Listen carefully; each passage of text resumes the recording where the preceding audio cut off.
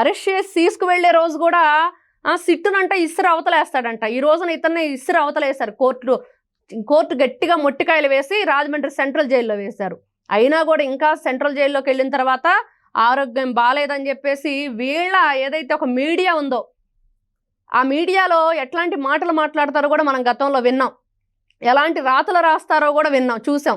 ఇవన్నీ చూసిన ఆ మీడియాలో వీళ్ళు చెప్పించింది ఏంటంటే మరి అతనికి వచ్చిన ఏదైతే హెల్త్ రిపోర్ట్స్ మార్చేశారని, కాసేపేమో బ్లడ్ క్లాట్స్ ఉన్నాయన్నారు, తర్వాత అసలు హార్టే ప్రాబ్లం అయిపోయిందన్నారు, ఆ తర్వాత అసలు హార్ట్ ఇంకేముంది ఇంకాసేపు ఇట్లా ఆగిపోయే పరిస్థితి అన్నారు. అంటే రకరకాలుగా, అంటే మీకే హార్ట్ ఉందా, ప్రజలకు లేదా, మీకే లివర్లు ఉన్నాయా, మీకే లంగ్స్ ఉన్నాయా, మీరేనా మనుషులు, వాళ్ళు మనుషులు కాదా, వాళ్ళేమో మీరు తయారు చేసిన ఆ చెత్తలు ఇక్కడ దాగి ఏ విధంగా జీవితాలు సర్వనాశనం అయిపోయాయో చూశారు.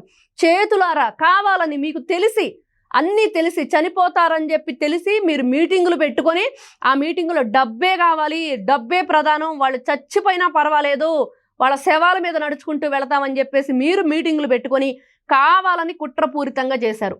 తెలియక జరిగింది కాదు కదా. మీకు తెలియకుండా జరిగితే అయ్యో వాళ్ళకి తెలియదంట అనుకోవచ్చు. ఎంతమందిని మీరు అక్కడ డిస్టిలరీస్ని కానివ్వండి, బ్యావరేజెస్ కానివ్వండి, ఇవన్నీ మనం వింటూ ఉన్నాం.